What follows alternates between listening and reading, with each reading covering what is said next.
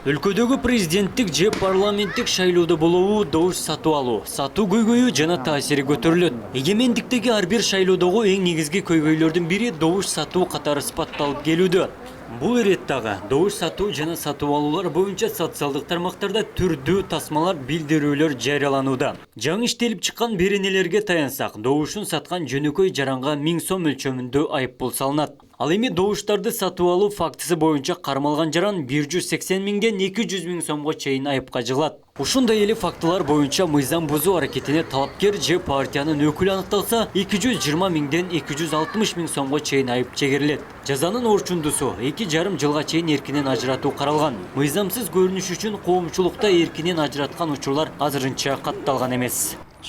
Талапкер же талапкердин жакын адамдары ушул добушту сатып алууга ушундай факттар аныкталып отурган болсо 180 миңден 220 миң сомго чейин айыппулдар салынат. Ошондой эле кылмыш жообуна тартыла тургандар дагы бар.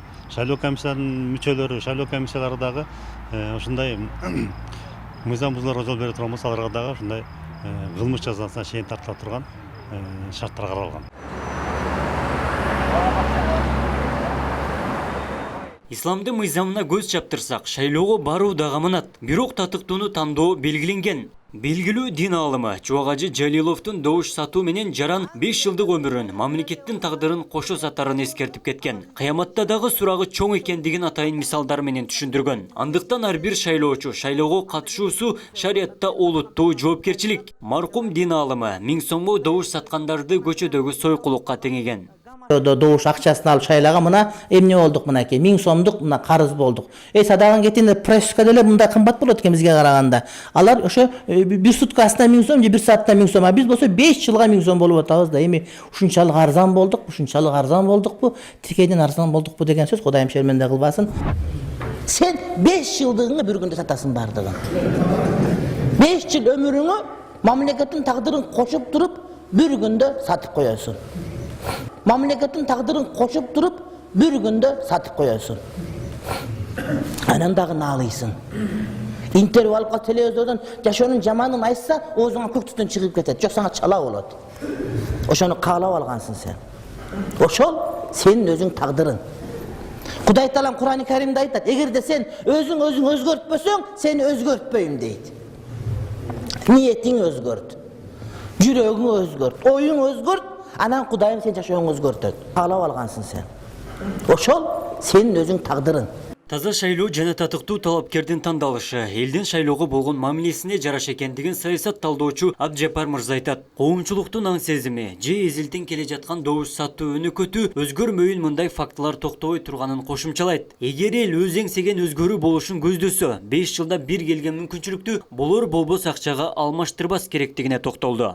Добуш үчүн 500 миң берген убадасы, адамдар кайсы бир акчаны алып, азыр мына бүгүнкү күндө да калганын жарымын шайлоодон кийин алат экенбиз дегендерди күндө эле көрүп атпайбызбы? Канткенде дагы эгерде бизге бүгүнкү бийликтин мына жасап аткан иштери же болбосо мына ошо экономикабыздын абалы жакпай аткан болсо, анда таза шайлоо аркылуу гана ошол бийликти өзгөртүү мүмкүн экендигин сезишибиз керек. Кеп ошол жарандарда шайлоочуда болуп атпайбы? Мына 5 жылда бир болуп атса дагы бүгүн бир келген мүмкүнчүлүк эгерде ошол берип аткан акчаларга карабастан. А эгерде ага жетпей дагы эле баягы мурдагыдай ошо бийликтин айткан дегени деген болот деп, добушубузду кой, андан көрө бир аз акчага болсо дагы ошо иштеп калалы деген менен боло турган болсо, ал элдин өзүнүн эле шору болот. Добушу акчага байланган элдин тагдыры кандай экенин мезгил өткөн сайын коомчулук түшүнүүдө. Таза шайлоо мамлекеттин же саясий партиялардан эмес, ар бир жаранга байланыштуу.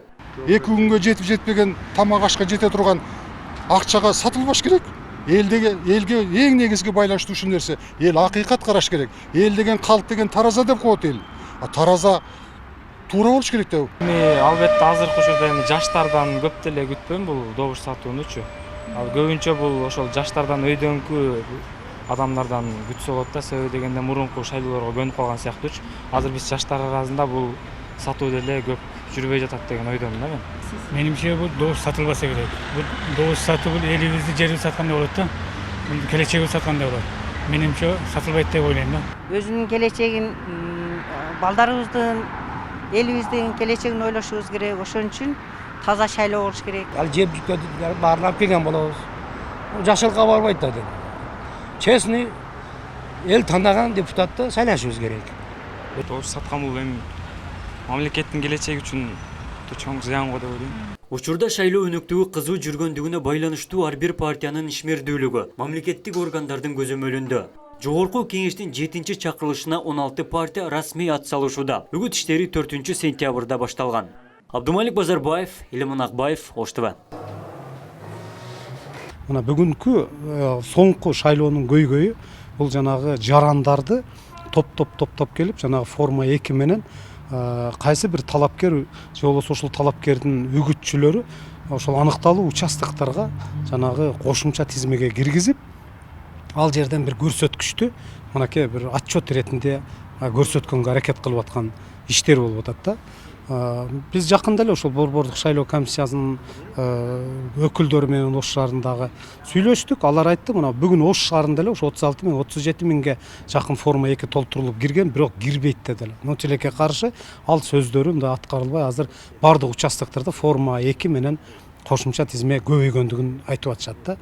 Анан бул баягы адам ресурсу дегенде эмне? Баягы катардагы бир үгүтчүлөр же болбосо ошо бир кайсы партиянын кызыкчылыгын көздөп жүгүргөн жактоочулар ишти кылбаган менен бүгүн мына административдик ресурс жөнүндө күн сайын көрүп атабыз. Ошо эң биринчиден мамлекеттик мекемелерде иштеген кызматкерлер, ошол эле мектептин кызматкерлерин, бала бакча дейбизби же саламаттык сактоо тармагындагыларды мажбурлап ошо 2ден 4дөн 5ден 10дон дале болсо ошо форма 2-ни толтуруп келесиң, паспорттун көчүрмөлөрүн алып келесиң деген жетекчилер болуп аткандыгы мына күн сайын угуп атабыз да. Ошондуктан бул бир тең, экинчиси дагы мына адам ресурсу баары бир кандай болгондо дагы бир көз каранды экен да кызматтагыларга, бийликтегилерге дейбизби. Бүгүн жана акча менен жана сатып алуу, добуштарды сатып алуу аракеттери бардык жерде жүрүп аткандыгы жөнүндө. Эми баягы кармалбагандан кийин эле уур эмес дегендей бир мыйзам иштеп аткандай болуп атат да.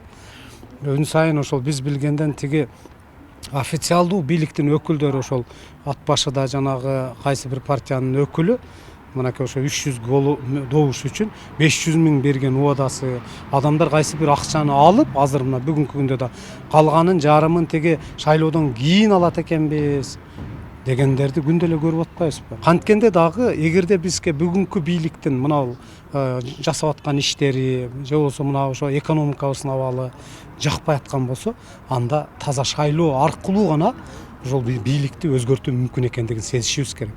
Кеп ошол жарандарда шайлоочу да болуп атпайбы? Мына 5 жылда бир болуп атса дагы бүгүн бир келген мүмкүнчүлүк эгерде ошол берип аткан акчаларга карабастан. Эгерде ага жетпей дагы эле баягы мурдагыдай ошо бийликтин айткан дегени деген болот деп добушубузду кой, андан көрө бир аз акчага болсо дагы ошо иштеп калалы деген менен боло турган болсо, ал элдин өзүнүн эле шору болот.